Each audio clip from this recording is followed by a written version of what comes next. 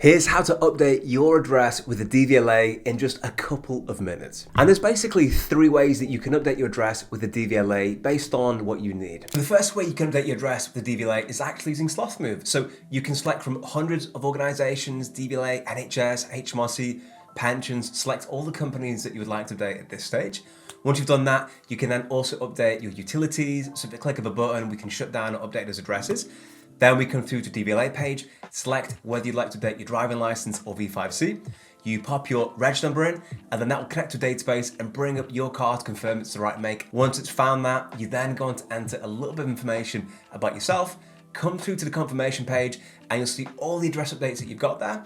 And this has all the information about what happens next. And then once you've done that, within a couple of days, you'll get an email from the DVLA confirming that your address update has been submitted with a confirmation number. Once this is complete as well, you can track all of your updates online in a dashboard and with a team of experts on hand to help with any questions that you have. The second way to update your address with the DVLA for your driver's license or V5C is doing it solo on the DVLA portal. Okay, so if you're updating your address with DVLA on the DVLA portal, you head over to gov.uk/tell DVLA changed address. Now, before you complete this application, you really don't actually need anything, although it is advisable that you have your driving license, so we can use your driving license number.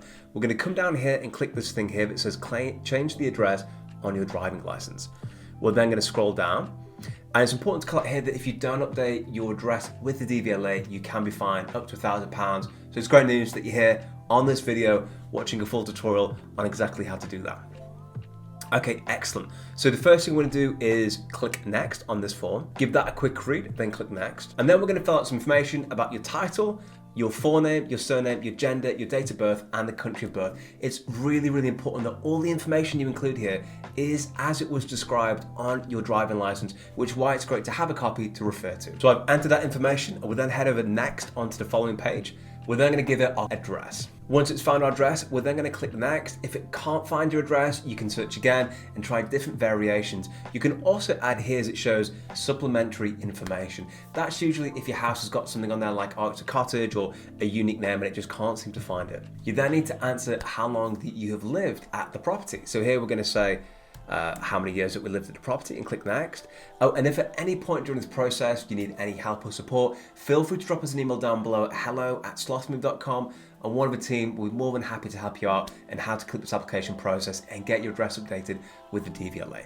Now, at this point, we can include our driver's number. This is what it is on screen if you're not sure what that looks like. Now, if you don't have that, you still can click next, and the DVLA will try to find you with those details. So I've entered my driver number, and you confirm if it's the same address it's printed on your driving license. And then we can see some additional information. Now, the only three things that you need to answer on this page is your birth surname, your mother's maiden name, and your place of birth. So we'll enter that now. Once you've done that, we simply click on next, and then we need to confirm your national insurance number. And if you don't know what your national insurance number is, you can find that out by downloading the HMRC app, and once you go into the menu section, you'll be able to find out what your national insurance number is. So once you've entered and then re-entered your national insurance number, we're going to go click next again, and it will ask you for your passport number. But if you don't have that to hand, don't worry about it, you can simply click next.